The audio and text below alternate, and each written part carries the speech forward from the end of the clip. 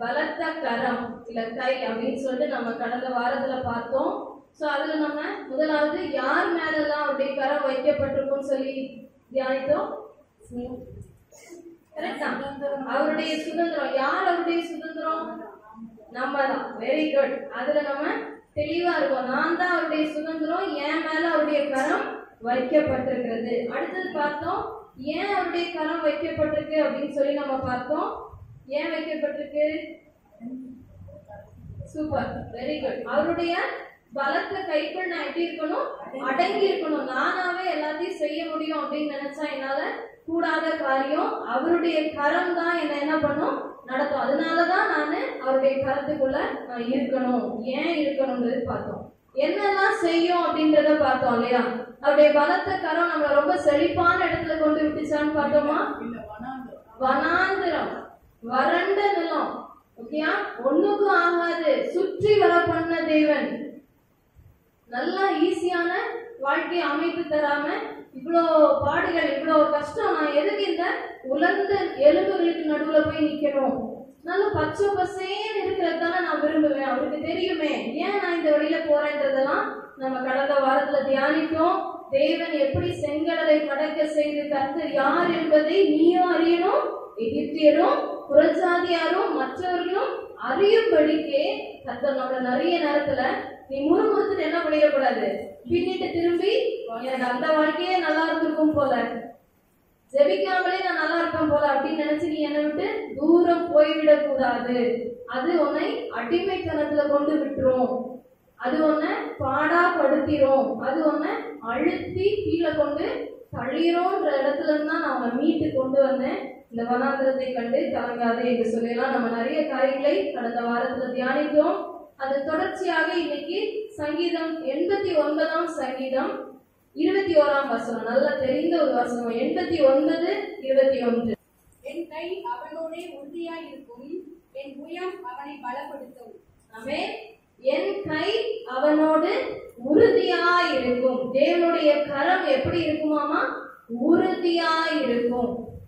அப்படியே உறுதியாய் இருக்கும். அது நிலைத்து இருக்கும், அசையாது. அது அப்படியே ஒரு ஆணித்தரமாய் பாய்ந்து அப்படியே உறுதியா இருக்கும். ரோடெல்லாம் இங்க போடுறாங்க அப்படின்னா சில டைம் என்ன ஆகுது, அடிக்கடி தோண்டப்படுது இல்லையா? சோ அது உறுதியான இடத்துல இல்ல.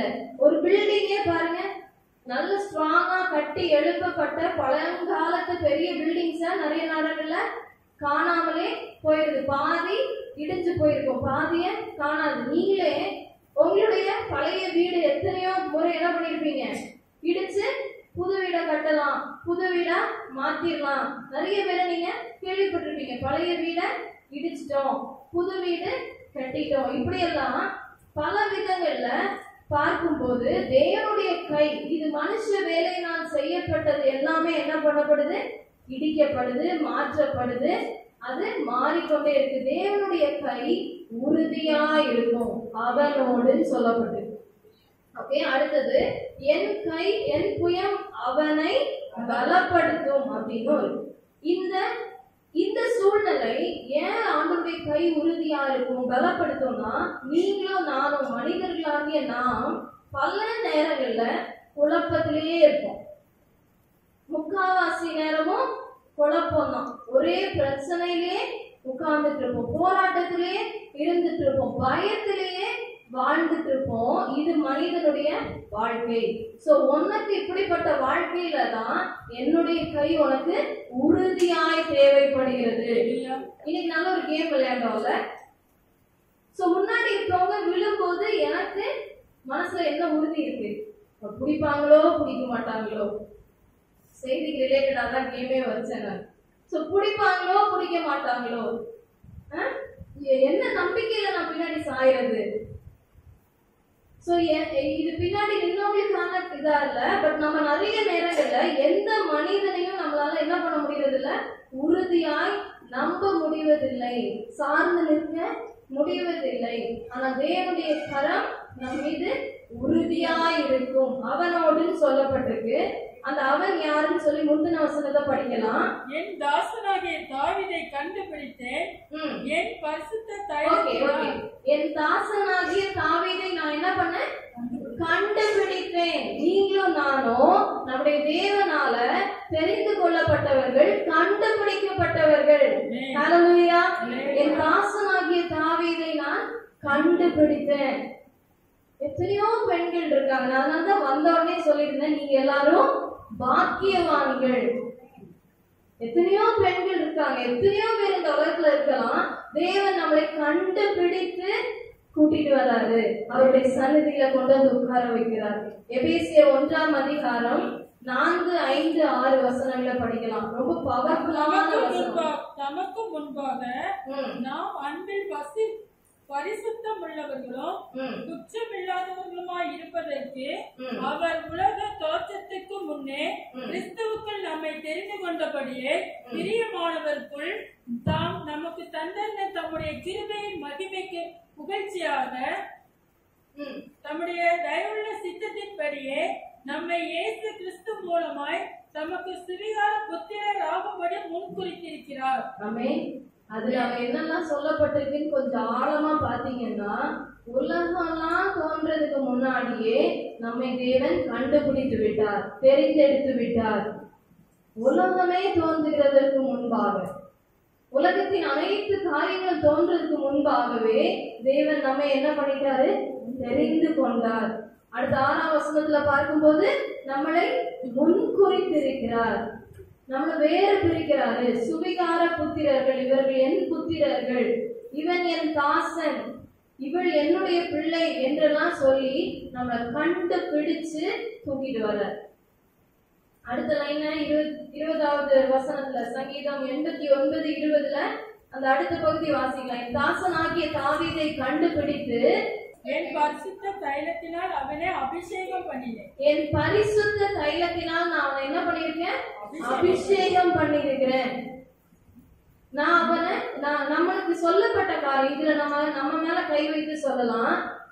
ஓகே, என் தாசனாகிய, உங்க பேரை சொல்லிக்கோ, என் தாசனாகிய ஜென்ட்லினே நான் கண்டுபிடித்து ஆண்டவர் நம்மளை பார்த்து சொல்றார்.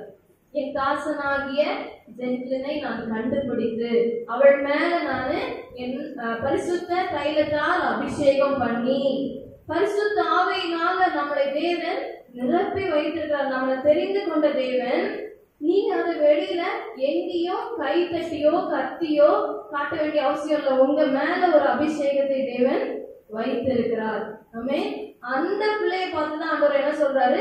என் கை அவனோடு, என்னோடு சொல்லாமா? அவருடைய கை என்னோடு உறுதியா இருக்கும், அவருடைய புயம் என்னை பலப்படுத்தும். நான் இந்த காலையில கர்த்தருடைய கை, கர்த்தருடைய கரத்தை தவிர வேற யாரையாவது பார்த்தேன் அப்படின்னா ஏமாற்றத்தை காண வேண்டி இருக்கும். அது எதுவுமே உறுதியா இருப்பதில்லை, மாறிக்கொண்டே இருக்கும். இன்னைக்கு ஒண்ணு பேசுவாங்க, நாளைக்கு வேற ஒண்ணு பேசுவாங்க, மாறிக்கொண்டே இருக்கும். ஆனால் தேவனுடைய வார்த்தை சொல்லுகிறது அவருடைய கரம் உறுதியா இருக்கக்கூடியது. ஏன்னா அவர் நிலைத்திருக்கிற தேவன், மாறாத தேவன்.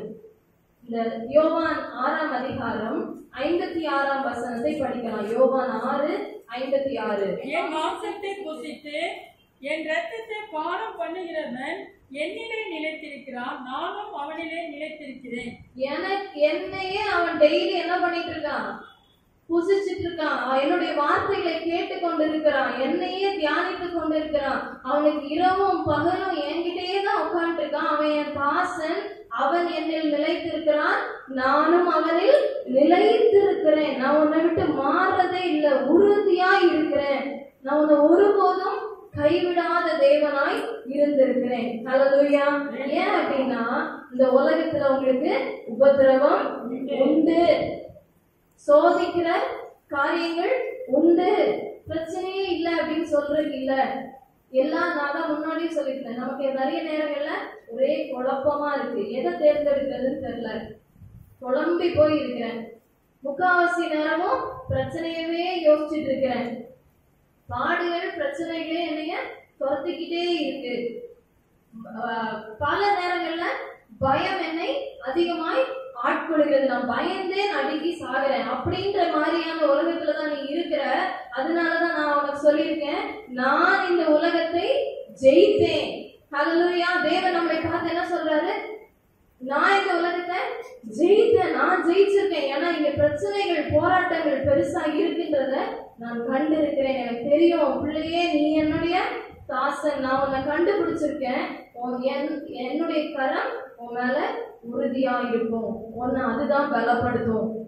உனக்கு பிரச்சனை, போராட்டம், குழப்பம், பயம் எதெல்லாம் வருதோ அந்த நேரம்லாம் நினைச்சுக்கோ, என் கை உன்னோட பலமா இருக்கு. வேற எங்கேயும் போய் அடங்கி இருக்கிறாங்க, என் கைக்குள்ளால அடங்கிடு. இன்னைக்கு நம்ம ஒரு விசேஷமான ஒரு கேரக்டர், நல்ல தெரிந்த பகுதி, அதுக்கு நேராக கடந்து செல்கிறோம். கிதியோனை குறித்து பார்க்க இருக்கிறோம். நியாயாதிபதிகள் 6ஆம் அதிகாரத்தை எடுத்து வைத்துக் கொள்ளலாம். நியாயாதிபதிகள் 6ஆம் அதிகாரம், அதுல 15ஆம் வசனத்தை படிப்போம். அதற்கு அவன், என் ஆண்டவரே, நான் இஸ்ரவேலை எதினாலே ரட்சிப்பேன்? இதோ மனாசேயில் என் குடும்பம் மிகவும் எளியது, என் தகப்பன் வீட்டில் நான் எல்லாரிலும் சிறியவன் என்றான். இந்த இடத்துலதான் கிதியோனை ஒரு தேவதூதர் சந்திக்கிறார். கர்த்தர் என்ன பண்றாரு, கர்த்தர் சந்திக்கிறார் அப்படின்லாம் நம்ம பார்க்க முடியும். சோ அந்த இடத்துல பேசும்போது அவர் என்ன பண்றாரு, நீ என்ன பண்ண, நீ தான் காப்பாற்றணும் அப்படிலாம் சொல்லுவா. ஐயோ நான் ரொம்ப சின்னவன், நான் ரொம்ப எளியவன், நானு ஒண்ணுக்கும் உதவாதவன், எனக்கெல்லாம் ஐயோ நானே ஒரு பயந்தாங்கோழி, எனக்கு இவ்வளவு பிரச்சனை இருக்கு. இன்னைக்கு நீங்க ஒரு 30 செகண்ட் தரேன், உங்க மனசை அதிகமாய் அரித்து கொண்டிருக்கிற ஒரு பிரச்சனையை கொஞ்சம் யோசிச்சு பாரு. எப்ப நினைச்சாலும் எனக்கு அதை நினைச்சா ஒரு பயம் இருக்கு, எப்ப நினைச்சாலும் அதை நினைச்சா எனக்கு ஒரு கலக்கம் ஏற்படுது, அதை மட்டும் என் வீட்டுல யாராவது பேசிட்டாங்கன்னா எனக்கு அவ்வளவு கோவம் வந்துடுது அப்படின்ற மாதிரியான ஏதாவது ஒரு பிரச்சனை உங்க மண்டையை அரிச்சிட்டே இருக்குன்னா அதை நீங்க ஒரு செகண்ட், ஓகே ஜஸ்ட் ஒரு செகண்ட் டக்கு ஞாபகம் வரும். பெண்களுக்கெல்லாம் என்ன பிரச்சனையா இருக்கும், எதை யோசிக்கிறதுனே தெரியல, ஒரு 10 பிரச்சனை இருக்கு அப்படின்லாம் இருக்கும்.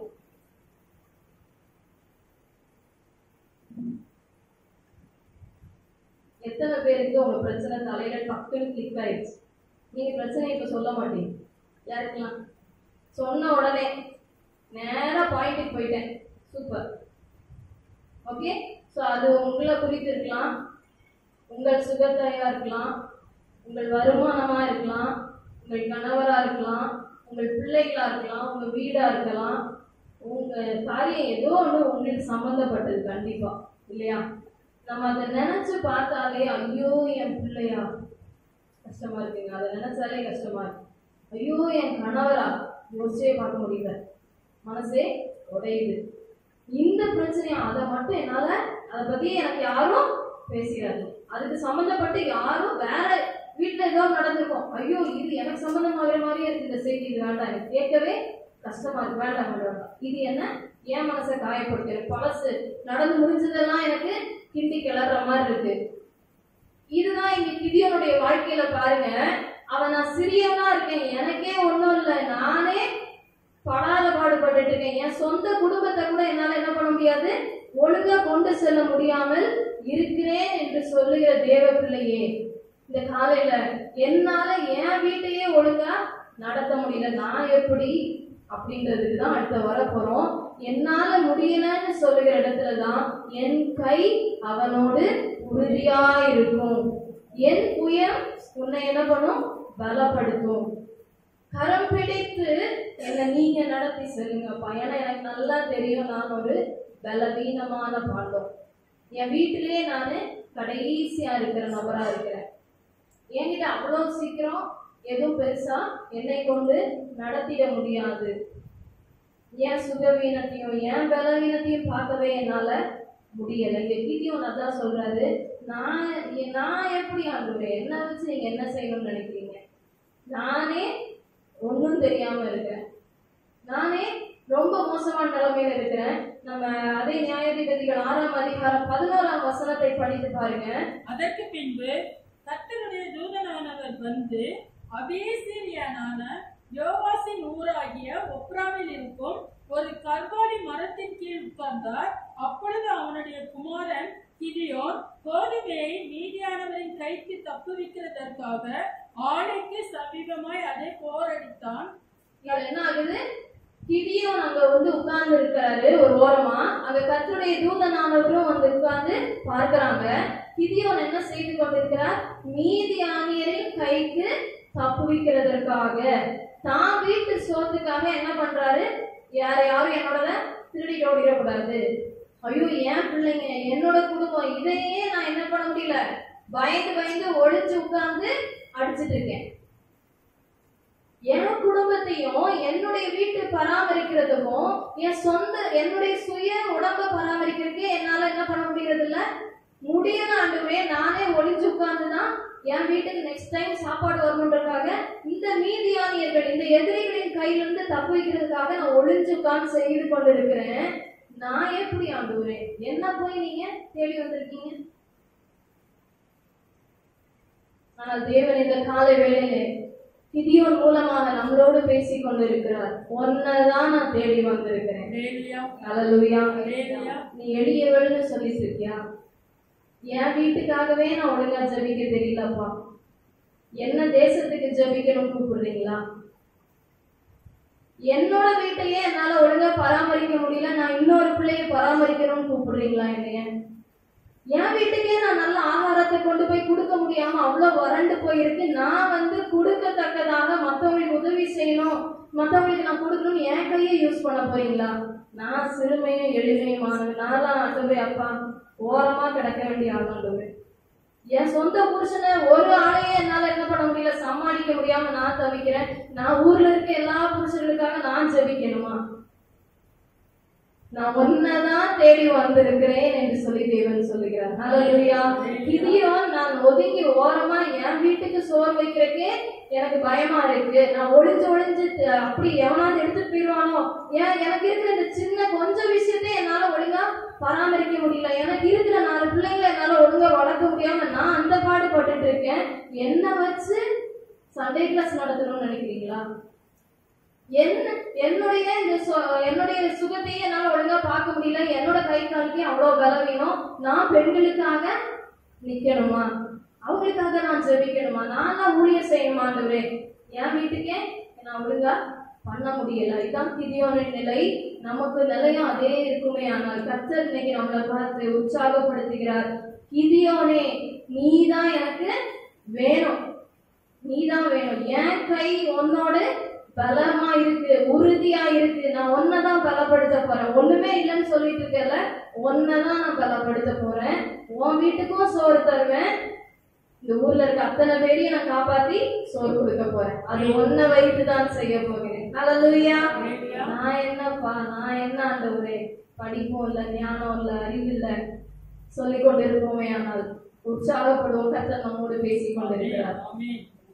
இந்த 6ஆம் அதிகாரத்துல 25ஆம் வசனத்தை யாராவது படிக்கலாம். அன்று ராத்திரியிலே கர்த்தர் அவனை நோக்கி, நீ உன் தகப்பனுக்கு இருக்கிற காளைகளில் 7 வயதான 2ஆம் காளையை கொண்டு போய் உன் தகப்பனுக்கு இருக்கிற வாகாலின் பலிபீடத்தை தகர்த்து அதில் அருகே இருக்கிற தோப்பை வெட்டி போடு.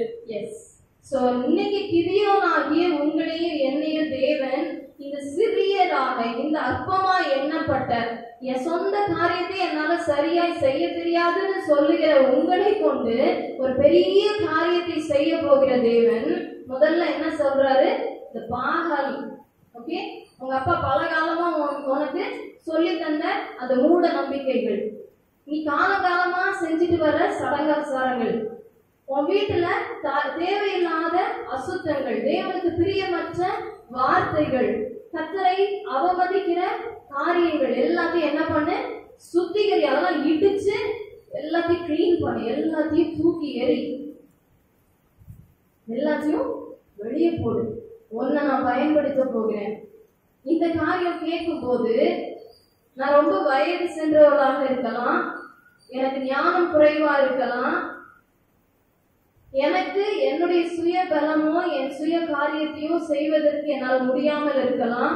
உங்களை கொண்டு தேவன் பெரிய காரியங்களை செய்ய அழைத்திருக்கிறார். என்னவா இருக்கும் நம்ம பார்க்க போறோம். அதுக்கு முன்னாடி உங்களுடைய வாழ்க்கையில நீங்க எதெல்லாம் கிளியர் பண்ண வேண்டியிருக்கு, எதெல்லாம் தூக்கி எறிய வேண்டியிருக்கு. அது போலவே கிதியோன் என்ன பண்ணிடுறாரு? 28ஆம் வசனத்துல பாருங்க. அந்த ஊர் மனுஷர் காலமே எழுந்திருந்த போது இதோ பாகாலின் பலிபீடம் தகர்க்கப்பட்டதும் அதன் அருகே இருந்த தோப்பு வெட்டி போடப்பட்டதும் கட்டப்பட்டிருந்த பலிபீடத்தின் மேல் அந்த இரண்டாம் காலை பலியிடப்பட்டதுமாய் இருக்க அவர்கள் கண்டு அவங்க எல்லாம் பாக்குறாங்க. அந்த ஊர் ஜனங்கள் இஸ்ரவேல் ஜனங்களாக இப்ப இருந்து கொண்டு இருக்கிறவங்க, ஓகேயா, அவங்க எல்லாம் பாக்குறாங்க, என்னடா இவ்வளவு நாள் இருந்த இந்த தோட்டம், இந்த பாகால் எல்லாம் அழிக்கப்பட்டிருக்கு. யார் வந்து இது ஒரு நைட்ல செஞ்சு முடிச்சாங்க?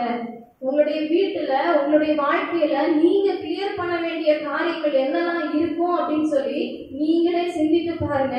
இதெல்லாம் தேவனுக்கு உகந்தவைகள் அல்ல, இதெல்லாம் நான் கிளியர் பண்ணணும், வீட்டை விட்டு நான் மாற்றி ஆக வேண்டும் என்று சொல்லி தேவன் நமக்கு இன்னைக்கு சொல்லி கொண்டிருக்கிறார். நம்ம இப்ப மெயினான பாட்டுகளாக கடந்து செல்கிறோம். 6ஆம் அதிகாரத்துல 12ஆம் வசனத்தை படிப்போமா?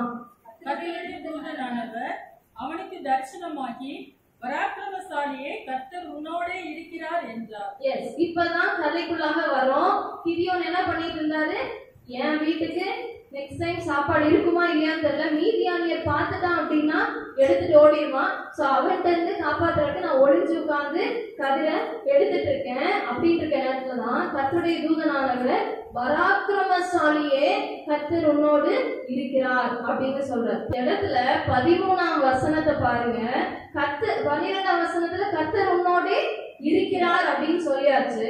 அப்ப கர்த்தர் என்னோடு இருக்கிறார் அப்படின்றதுக்கு கிதியோன் வரைக்கும் அந்த நியூஸ் வந்து சேர்ந்திருக்கு. பெற்றோர், பிள்ளைகள், பிள்ளைகளுடைய பிள்ளைகள், பிள்ளைகளுடைய பிள்ளைகள்னு அன்னைக்கு போன வாரம் நம்ம படிச்சோம்ல, அன்னைக்கு நடந்த அந்த இரண்டாய் பிளக்கப்பட்ட காரியம், எகிப்துல இருந்து எப்படி இந்த சேனையெல்லாம் வெளியில வந்துச்சு, எப்படி இஸ்ரவேல் ஜனங்கள் நம்மலாம் எப்படி காப்பாற்றப்பட்டோம் தெரியுமா அப்படின்னு அவங்க பேரண்ட்ஸ் சொல்லி சொல்லி சொல்லி வளர்த்து கிதியோன் காது வரைக்கும் வந்துச்சு. கிதியோன் தான் சொல்றாரு, எகிப்துல இருந்து கொண்டு வரவில்லையா, நீங்க இந்த ஜனங்கள் எல்லாம் எப்படி எல்லாம் தப்பிச்சு கொண்டு வந்தீங்க, இப்போ நீங்க எங்க இப்படி கைவிட்டிருக்கீங்களா ஆண்டவரேன்னு கேட்கிறாரு. அப்போ அந்த இடத்துலதான் நான் கர்த்தரை நன்கு அறிந்திருக்கிறேன், என் பெற்றோர் எனக்கு நல்லா சொல்லி தந்திருக்கிறாங்க, நான் செய்திகளை அநேக முறை கேட்டிருக்கிறேன், நான் கர்த்தரை அறிந்திருக்க வேண்டும்னு சொல்லி நம்ம போன வாரம் பார்த்தோம். நான் கர்த்தரை அறிந்திருக்கிறேன் அவங்க கிதியோன் சொல்றேன். எனக்கு நல்லா தெரியும் ஆண்டவர் இவ்வளவு பெரிய காரியத்தை செய்த தேவன், இந்த எகிப்துல இருந்து கொண்டு வந்த தேவன், இந்த மீதியானிட்ட இருந்து எங்களை ஏன் காப்பாத்தாம விட்டுருக்காரு என்று சொல்லி அவங்க கேட்கிறாங்க. நீங்க நல்லா கவனிச்சு வந்தீங்கன்னா தேவன் இன்னைக்கு நம்மளோடு இடைப்பட ஆசையோடு ஆவலோடு இருக்கிறார். 14ஆம் வசனத்துல பாருங்க. அப்பொழுது கர்த்தர் என்ன பண்றாரு? முதல் பகுதி மட்டும் படிப்போம். அப்பொழுது கர்த்தர் அவனை நோக்கி பார்த்து, உனக்கு இருக்கிற இந்த பலத்தோட போ. அவ்வளவுதான். உனக்கு இருக்கிற பலம் என்னது? உனக்கு இருக்கிற இந்த பலம் என்ன தெரியுமா? நீ கர்த்தரை அறிந்திருக்கிறாய். ஹல்லேலூயா. உன் வாழ்க்கையில நீ ருசித்திருக்கிற எகிப்தியர்ல இருந்து தேவன் கொண்டு வந்தத நீ இவ்வளவு தூரம் உனக்கு சொல்ல தெரியுது அப்படின்னா நீ அவ்வளவு தூரம் உன் வாழ்க்கையில கர்த்தரை அறிந்திருக்கிற, அதுதான் உன் பலனே. ஹல்லேலூயா. இன்னைக்கு என்னுடைய பலன் என்ன? நான் கர்த்தரை அவ்வளவு தூரம் நான் அறிந்திருப்பேன். ஆனால் உனக்கு இருக்கிற இந்த பலம் போதும் ஆண்டவர் சொல்றாரு. நீ ஆண்டவர் அறிந்திருக்கிறல்ல, ரொம்ப பலவீனன்னு நீ சொல்லிட்டு இருக்காரு. என்ன கொண்டு ஒன்னும் செய்ய ஆகாதுன்னு நினைக்காத, ஒன்ன வச்சு எந்த பிரயோஜனமும் இல்லைன்னு நினைக்காத. உனக்கு இருக்கிற பலனே, உனக்கு இருக்கிற ஸ்ட்ரென்த்தே நான் தான். என்னை நீ அறிந்திருப்பதுதான், என்னை நீ பிடித்திருப்பதுதான், என்னை நீ எவ்வளவு தூரம் நீ என்னை கேட்டு ரசித்து ருசித்து நீ என்னை அறிந்து ஆராய்ந்து ஆராய்ந்து நீ வைத்திருப்பதுதான் உனக்கு இருக்கிற பெரிய ஸ்ட்ரென்த். அந்த ஸ்ட்ரென்த்தோட போ, அந்த பலத்தோட போ. ஹல்லேலூயா. கர்த்தர் நம்மளோடு இன்னைக்கு பேசி கொண்டிருக்கிறார். நான் ஒண்ணுக்குமே உதவாது, என் மேல யாரும் கைய கூட வைக்க மாட்டாங்க, அவ்வளோ எனக்கெல்லாம் எதுவும் செலக்ட் பண்ண மாட்டாங்க நினைக்க வேண்டாம்.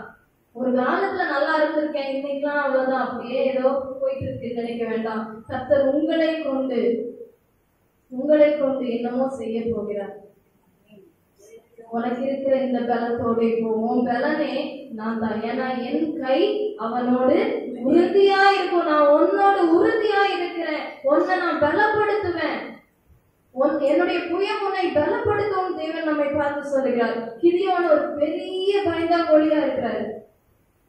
அவருக்கு தன்னுடைய சொந்த வீட்டை பராமரிக்கிற அளவுக்கு கூட ஒரு திடனான புருஷனா அவர் அங்க இருக்க முடியல. ஆனால் தேவன் அவரை தான் செலக்ட் பண்ணியிருக்கிறார். 6ஆம் அதிகாரத்துல அந்த 14 அடுத்த பகுதியை படிச்சு பாருங்க. நீ இஸ்ரவேலை மீதியானியரின் கைக்கு நீங்களாக்கி ரட்சிப்பாய், உன்னை அனுப்புகிறவர் நான் அல்லவா என்றார். நீ என்ன பண்ண போற? நீதான் உன் வீட்டுக்கே சோறு கொண்டு வர முடியல, என் வீட்டையே என்னால பராமரிக்க முடியலன்னு சொல்லிட்டு இருக்கியே, உன்னை நான் என்ன பண்ண போறேன்? நீ இஸ்ரவேலை மீதியானியரின் கைக்கு நீங்களாக்கி ரட்சிப்பாய். ஆண்டவரே, இந்த ஒரு பாஸ்கெட் அளவுக்கு இருக்கிற கோதுமை மணியை என்னால என்ன பண்ண முடியல, இந்த மீதியானியரின் கைக்கு தப்பு வைக்க முடியாம ஒளிஞ்சு உட்கார்ந்து இருக்கேன். நீங்க என்னடானா இந்த மொத்த இஸ்ரவேல் கூட்டத்தையும் நான் என்ன பண்ணுவேனாமா ரட்சிப்பேன், அவங்கள்ட்ட இருந்து மீதியானியரின் கையில இருந்து நீ தப்பு வைப்பேன்னு சொல்லி வாய்ப்பே இல்லாது. எனக்காகவே நான் ஜெபிக்க மாட்டேன், என் தெருவுக்காக நான் எப்படி ஜெபிப்பேன்? தேவன் உங்களை தான் ஜெபிக்கும்படி அழைக்கிறார், உங்களை தான் ஆராதனை வீரராக அழைக்கிறார், உங்களை தான் இந்த பெண்கள் கூடுகையில ஒரு கிதியோனாக அழைக்கிறார். ஹல்லேலூயா.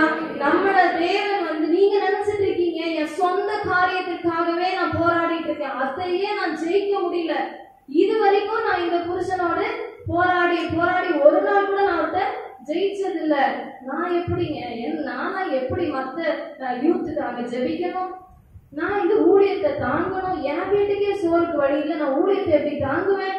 ஆனா தேவன் இன்னைக்கு நீதான் அந்த கிதியோன், நீதான் எனக்கு வேணும்னு ஆண்டவர் நம்மை அழைத்து கொண்டிருக்கிறார். நீ இஸ்ரவேலை ரட்சிப்பதற்காக, தப்பு வைக்கிறதற்காக, இந்த இந்திய தேசத்தை நீ அழிவிலிருந்து பாதுகாப்பதற்காக, சிறு குழந்தைகள் எல்லாம் போய்கொண்டிருக்கிற பாதையிலிருந்து பாதுகாப்பதற்காக, வாலிப பிள்ளைகள் அழிந்து கொண்டிருக்கிற அனைத்து அடிக்ஷன்ல இருந்து காக்கப்படுவதற்காக, பெண்களுடைய துயரத்திலிருந்து மீட்கப்படுவதற்காக, ஆண்கள் குடிப்பழக்கத்திலிருந்து மீட்கப்படுவதற்காக தேவன் உங்களை என்னையும் இந்த இடத்துல ஒரு கிதியோனாக, எளிமையான, ஒண்ணுக்கும் உதவாது, படிப்பறிவு இல்ல, ஞானம் இல்ல, பலன் இல்லைன்னு சொல்லுகிற உங்களை என்னை தேவன் தெரிந்து கொண்டார்.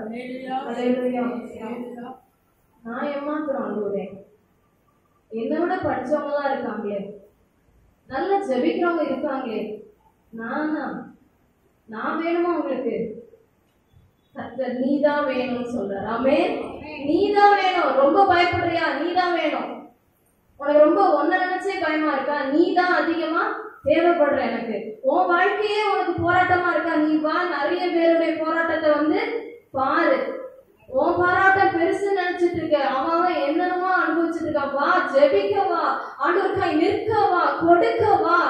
உனக்கு ஒண்ணும் இல்லைன்னு நினைக்காத, உனக்கு பெருக பண்றேன், உனக்கு என்ன வேணுமோ அதை நான் பண்றேன், நீ எனக்கு வா, எழும்பு எழும்பு, நீ எனக்காய் இல்லைன்னு சொல்லி தேவன் நம்மளை அழைக்கிறார். கிதியோன் அப்படிதான் தேவன் அங்க பேச வந்திருக்கிறார். ஒடுங்கி போய் ஒளிந்து போய் இருக்கிற வாழ்க்கையிலிருந்து தூக்கி விடுகிற அவருடைய கரம் நம்ம மேல உறுதியாக இருக்கிறது. அவருடைய புயம் நம்மை பலப்படுத்துகிறது. ஏன்னா உன்னை அனுப்புகிறது நான் அல்லவா? நீ என்ன பலத்தோட போறனா? என்ன அறிஞ்சிருக்கிற மகளே, உனக்கிட்ட பலவீனம் தான், கரெக்ட் தான். நீ எப்பவும் பயப்படுவ, கரெக்ட் தான். நீ ஓடி ஓடி ஒழிச்சிருவ, எனக்கு தெரியும், கரெக்ட் தான். உன் வீட்டையே உன்னால சமாளிக்க முடியாது, கரெக்ட் தான். ஆனால் நீ என்னை அறிந்திருக்கிறதுனால அது உன் பலனா இருக்கிறது. நீ ஸ்ட்ரென்த் ஆகுற, நீ ஒரு பெரிய பவர்ஃபுல்லா மாறுற. உனக்குள்ள நான் இருக்கிறேன், உன்னை அவ்வளவு பலன் கொள்ள செய்கிறேன். உனக்கு அந்த பலத்தோட போ. உன்னை அனுப்புகிறது நான் அல்லவா? உன்னை உன் புருஷன் அனுப்பி வைக்கல, உன்னை உன்னுடைய பிள்ளைகள் அனுப்பி வைக்கல. நீ வந்தது, உன்னை அனுப்பினது நான் அல்லவா? உன்னை கண்டுபிடித்தது நான் அல்லவா என்று தேவன் சொல்லுகிறார். தேவனுடைய வல்லமையின் கரம் நம்ம மேல வைக்கப்பட்டிருக்கிறது. நம்ம ஏதோ சாதாரண பெண்ணாக நினைத்துக் கொண்டிருக்க வேண்டாம். தேவன் என் தாசனாகிய தாவீதை கண்டுபிடித்து என்று சொன்ன தேவன் உங்களை ஒவ்வொரு இடத்துல இருந்தும் கண்டுபிடிச்சு தூக்கி கொண்டு வந்து இங்க உட்கார வச்சிருக்காருன்னா யாரோ புஷ் பண்ணிட்டு வரல, உங்களை தேவன் கண்டுபிடித்தார். தேவன் உங்களை வல்லமையா எடுத்து பயன்படுத்த போகிறார். ஹல்லேலூயா. என்ன வச்சு ஆண்டவரே நீ இன்னும் நினைக்கிறீங்க? நான் ஒன்ன வச்சுதான் ஆண்டவர் சொல்லிட்டே இருக்கார். நான் நட கூட ஒழுங்கா நடத்திட மாட்டேன்னு சொல்றீங்களா? நீ நடப்ப. எனக்காக உன் கால்களை நான் நடக்க வைக்கிறேன். எனக்காக நீ நிறைய காரியங்களை செய்ய போகிற, அநேகரை கர்த்தர் அண்டை கொண்டு வர போகிற, அநேக பெண்கள் இந்த இடத்துல உட்கார போகிறாங்க என்று தேவன் சொல்லி கொண்டிருக்கிறார். 6ஆம் அதிகாரம் 36ஆம் வசனத்திற்கு நேராய் நம் மனதை செலுத்துவோம். அப்பொழுது கிதியோன் தேவனை நோக்கி, தேவனே சொன்னபடி என் கையினாலே இஸ்ரவேலை ரட்சிக்க வேண்டுமானால். ஓகே, இப்பதான் கிதியோன் வந்து மெதுவா அக்செப்ட் பண்றதுக்கு இடையில இருக்கிற பகுதியெல்லாம் நீங்க பொறுமையா வீட்டுல உட்காந்து இதை படிங்க.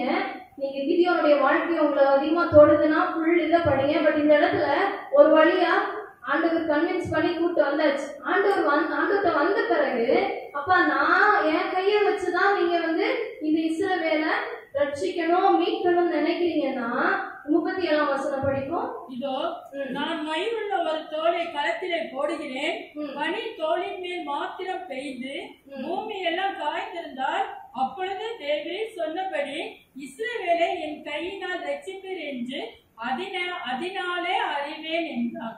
ஓகே, இந்த கதை நமக்கு நிறைய தெரிஞ்சிருக்கும். ஆனா இதுல இருக்கிற மெயின் பாயிண்ட், நானே நேற்று தான் ரொம்ப கவனமா அதை படிக்கிறேன். தேவரீர் சொன்னபடி, லாஸ்ட் லைனை பாருங்க, தேவரீர் சொன்னபடி இஸ்ரவேலை என் கையினால், உன் கையினால் வரல, ஆனா என்ன வந்திருக்கு, என் கையினால். இன்னைக்கு உங்க வீட்டுல இருக்கிற ஒரு சூழ்நிலையை மாற்ற தேவனுடைய கரம் உங்க மேல உறுதியா இருப்பதினால உங்க கை என்ன பண்ண போகுது, அவங்கள விடுதலை செய்ய போகுது. உங்களுக்கு இருக்கிற ஒரு பிரச்சனையை யோசிச்சு பாருங்கன்னு சொன்னோம்ல, அந்த பிரச்சனைக்கு நேரம் உங்க கை ஓங்கும் போது அது உடைகிறது. ஹல்லேலூயா. விசுவாசத்தோடு நான் என் கையை எந்த பிரச்சனைக்கு நேரம் நான் நீட்டுறனோ, வாழ்க்கையில என்ன போராட்டத்தை நான் சந்தித்து கொண்டிருக்கிறேனோ, என் கையினால் என்ன பண்ண போறேன், இன்னைக்கு அது உடைக்க போகுது. ஆனா என் கையினாலோட முடியல. அங்கதான் இம்பார்ட்டன்டான வார்த்தை வருது. என் கையினால் ரட்சிப்பேன் இல்ல, ரட்சிப்பீர். ஹல்லேலூயா. என் கையினால் நீர் ரட்சிப்பீர் ஆண்டவரே. என்னால காப்பாற்றவே முடியாது, ஏன்னா நான் பலவீனமான மனுஷி. என் பிள்ளைக்கே எனக்கு சோறு போட முடியல, என்னுடைய சொந்த புருஷனவே என்னால தாங்க முடியல.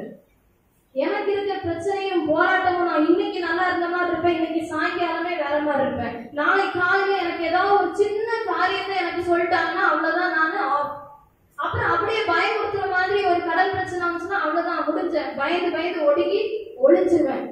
இப்படிப்பட்ட வாழ்க்கையில் இருக்கிற என் கையினால் ரட்சிப்பீர், நீங்க ரட்சிப்பீங்க ஆண்டவரே. ஹல்லேலூயா. எல்லாரும் கரங்களை உயர்த்தி என் கையினால் ரட்சிப்பீர் சொல்லாமா, என் கையினால் ரட்சிப்பீர். ஹல்லேலூயா. என்னுடைய கரத்தை தேவன் இன்னைக்கு யூஸ் பண்ண விரும்புகிறார். அவருடைய பலத்த கரம் என் மேல இருக்கு. அவருக்குள்ளாக நான் அடங்கி இருக்கிற பிள்ளையாக நான் இருப்பதினால இன்னைக்கு என் கையை யூஸ் பண்ண தேவன் விரும்புகிறார். இந்த கையை ஆண்டவரே, இந்த கையில என்னால ஒரு நார்மலான ஒரு எழுத்த கூட என்னால எழுத தெரியல. இந்த கையை வச்சா ஆமா நடுங்கிட்டு இருக்குப்பா, முக்காவாசி நேரம் ஒரே நரம்பு தளர்ச்சி. இந்த கை அப்படி நிக்க மாட்டேங்குது, அப்பப்ப நடுக்கம். இந்த கையை வச்ச ஆண்டவரே, எஸ், இந்த கையினால, உன் கையினால இந்த இஸ்ரவேலை, இந்த ஜனங்களை, உன் வீட்டை, உன் சுற்றுப்புறத்தை, உன்னுடைய தேசத்தை நான் ரட்சிப்பேன். நீங்க ரட்சிக்க போகிறீங்க ஆண்டவரே. ஹல்லேலூயா. விழுந்து கிடக்கிற எந்த சூழ்நிலையும் தேவன் தூக்கி விட வல்லவர், தூக்கி நிறுத்த வல்லவர். உங்க கையை நீங்க ரொம்ப சாதாரணமா பார்க்காதீங்க. உங்களுக்குள்ள இருக்கிற தேவனை பாருங்க. அவர் பெரியவர், அவர் அற்புதர், அவர் மகத்துவம் உள்ள தேவன். ஆமென். ஆமென். ஹல்லேலூயா.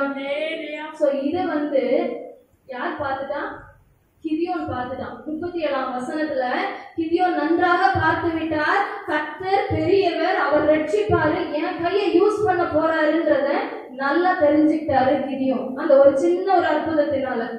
ஓகேயா? ஆனா அதுக்கப்புறம் ஆண்டவர் 7ஆம் அதிகாரம் 2ஆம் வசனத்தை படிங்க. அப்பொழுது கர்த்தர் கிதியோனை நோக்கி, நான் மீதியானரை உன்னோடு இருக்க ஜனத்தின் கையில் ஒப்பு கொடுக்கிறதற்கு அவர்கள் மிகுதியாய் இருக்கிறார்கள். என் கை என்னை ரட்சித்தது என்று இஸ்ரவேல் எனக்கு விரோதமாக வீம்பு பேசுகிறதற்கு இடமாகும். கண்டிப்பாக இஸ்ரவேல் ஜனங்களும் என் கைதான், அதாவது கர்த்தருடைய கரம் தான் இதை மீட்டதுன்னு அவங்க எல்லாம் பார்க்கணும். அன்னைக்கு உன்னுடைய முன்னோர்கள் அவங்க என்ன பண்ணாங்க, அந்த செங்கடல்ல என் கரத்தை பார்த்தாங்க. அவங்க என்னுடைய பலத்த கையை அங்கெல்லாம் பார்த்தனாலதான் நீங்க எல்லாம் அதை தெரிஞ்சு அறிந்து வந்து கொண்டு இருக்கிறீங்க. இப்ப இருக்கிற இந்த இஸ்ரவேல் ஜனங்களும் அதை பார்க்க வேண்டுமானால் நீ உன்னுடைய கைபலமோ உன் கூட்டத்துடைய கைபலமோ கொட்டடிச்சு அவங்க எல்லாம் வீம்பு பேசிடக்கூடாது. தேவன் இதை செய்தார் என்பதை காணும்படிக்கு 300 மக்களை மட்டும் கூட்டிட்டு யுத்தத்திற்கு போவாங்க. 7ஆம் அதிகாரம் 7ஆம் வசனத்தை படிப்போம். அப்பொழுது கர்த்தர் கிதியோனை நோக்கி, நக்கி கொடுத்த அந்த 300 பேராலே நான் உங்களை ரட்சித்து மீதியானரை உன் கையில் ஒப்பு கொடுப்பேன். அவ்வளவுதான். மீதியானரை உன் கையில் என்ன பண்ணுவேன்? ஒப்பு கொடுப்பேன். நான் தான் ஒப்பு கொடுப்பேன். நீ போய் எதுவும் பண்ண முடியாது. நீ தான் சொன்னல, உன் வீட்டையே உன்னால சமாளிக்க முடியல. உனக்கு ஒரு பெரிய காரியத்தை உன் கையால நான் செய்ய ஒப்பு கொடுப்பேன். அடுத்தது 10வது வசனம் முதல் பகுதி மட்டும் படிங்க. போக பயப்பட்டாயானால், ஓ கிதியோனே, கடைசி வரைக்கும் நீ ஒரு பயந்தாங்கோலின்னு எனக்கு நல்லா தெரியும். போக பயப்பட்டாயானால், லாஸ்ட் செகண்ட் வரைக்கும் எந்த நிமிஷமும் கிதியோனுக்கு எப்ப வேணாலும் பயம் வரலாம். போக பயப்பட்டாயானால் நீ என்ன பண்ணாத, கவலைப்படாத. 11ஆம் வசனத்து நடுப்பகுதியில பாருங்க, உன் கைகள் திடப்படும் என்றார். உன் கை திடப்படும். ஏன்னா உன்னை பலப்படுத்துகிற கிறிஸ்து நானே. நான் தான் உன்னை பலப்படுத்திட்டு இருக்கேன். உனக்கு எந்த செகண்ட் வேணாலும் பயம் வரும். சின்ன ஒரு விஷயத்தை யாராவது சொல்லிட்டாங்கன்னா மனசு உடனே கலங்கி உடஞ்சு அழுது, ஆண்டவரே கண்ணெல்லாம் வீங்கி முகம்லாம் வீங்கி, இல்ல ஒரு சின்ன பிரச்சனை, என் பிள்ளைக்கு ஐயோ என் பிள்ளைக்கு இப்படியா, அதான் அதையே சுமந்துக்கிட்டே இருக்கிறேன். நான் பல காலமா என் மனசுல வச்சு குமிரிட்டு இருக்கேன். ஆனா தேவன் சொல்லுகிறார், நீ எந்த நிமிஷம் வேணாலும் பயந்துருவ. அதனாலதான் என் கை உன்னோட உறுதியா இருக்கும். என் கரம் உன்னை, என் புயம் உன்னை பலப்படுத்தும். நீ வேற யாரையும் பார்க்காத, எதையும் நீ நினைச்சு கலங்காத. உனக்கு பயம் வரும், உனக்கு கஷ்டம் வரும், ஆனா நான் உன் கூடவே இருக்கேன். உன் கைகள் திடப்படும் ஆண்டவர் அங்க சொல்லுகிறார். அநேக இடத்துல அதுக்கப்புறம் படிக்க வேண்டாம். 7ஆம் அதிகாரத்துல 9, 14, 15 இந்த வசனங்கள் எல்லாம் குறிப்பிட்டு வச்சுக்கோங்க. அங்க எல்லாமே ஒப்பு கொடுத்தார். எதிராளியே பேசிட்டு இருப்பான். நம்ம எல்லாம் அவங்க கையில அவரோட ஆண்டவர் என்ன பண்ணிட்டாங்க, ஒப்பு கொடுத்துட்டாரா, நம்ம எல்லாம் சாக போறோம் அப்படின்னு சாக போறோம் பேசிட்டு இருக்கோம். கிதியோன் இத கேட்டுட்டு இருப்பாரு. அநேக முறை ஒப்பு கொடுத்தார். கர்த்தர் இவங்கள நம்ம எல்லாரையும் அவங்க கையில ஒப்பு கொடுத்துட்டாரு. முடிஞ்சது, இஸ்ரவேல ஜெயிக்க போறாங்க, கிதியோன் எழும்பிட்டாரு அப்படியெல்லாம் வரும்போது கடைசியா ஒரே ஒரு வார்த்தை 18ஆம் வசனத்துல பாருங்க, லாஸ்ட் லைன்ல கர்த்தருடைய பட்டயம் கிதியோனுடைய பட்டயம். ஹல்லேலூயா. என் கையில இருக்கிற பட்டயம் கர்த்தருடைய பட்டயம். நான் என் சொந்த கையால எதையும் சாதிக்க முடியாது, மாற்ற முடியாது. ஆனால் கர்த்தருடைய பட்டயம் கிதியோனின் பட்டயம். கர்த்தருடைய பட்டயம் ஜென்ட்ரனோட பட்டயம். எனக்கு முன்பாக ஒருவரை எதிர்த்து நிற்க முடியாது, எத்தீங்கும் என்னை அணுக முடியாது, உன் வாழ்நாள் முழுவதும் ஒருவரை எதிர்த்து நிற்க முடியாதுன்னு சொன்ன தேவன் அவர் எனக்குள்ள இருக்கிறனால, அவருடைய கரம் என் மேல உறுதியாய் தங்கி இருப்பதனால எனக்கு விரோதமாய், என் கைக்கு விரோதமாய், என்னுடைய சுகத்திற்கு விரோதமாய், என் குடும்பத்திற்கு விரோதமாய் ஒருவனும் எதிர்த்து நிற்க முடியாது. ஹல்லேலூயா. நீங்க கர்த்தருடைய பிள்ளைகளா இருக்கிறீங்க. இன்னைக்கு கர்த்தருக்காக என்ன செய்ய முடியும்னு நினைக்காதீங்க. உங்களை வச்சு ஒரு பெரிய காரியத்தை செய்ய வல்ல தேவன். பலவீனன்னு சொல்லுகிற உங்களை வச்சு, முடியலன்னு சொல்லுகிற உங்களை வச்சு, உன் கையால நான் ரட்சிப்பேன், நான் மீட்பேன், நீ அதை பார்ப்ப. உன் வீட்டுல முதல்ல பார்ப்ப. கிதியோன் அவருடைய சொந்த வாழ்க்கையில ஒரு சின்ன தோல்ல முதல்ல அதை சந்திக்கிறார். ஒரு சின்ன தோல்ல, தான் வீட்டுல இருக்க ஒரு தோல்னால ஆண்டவர் பெரியவர்ன்றத பார்த்துட்டேன்பா, என் கையால நீங்க ரட்சிப்பீர் என்பதை நான் விசுவாசிக்கிறேன்னு பாக்குறாரு. உங்க வீட்டுல முதல்ல தேவன் உங்க கையால பெரிய காரியங்களை செய்வார். இதே கையை வைத்து இஸ்ரவேல் ஜனங்கள் மத்தியில அநேகருக்காய் ஜெபிக்க, அநேகருக்காய் ஒரு அக்கினியாய் எழும்ப, பெண்கள் நடுவுல உங்களை தேவன் ஒரு மகிமையாய் நிறுத்த உங்கள் கரங்களை தேவன் பயன்படுத்துவார். நாமே எல்லாரும் எழுந்து நிற்கலாமா?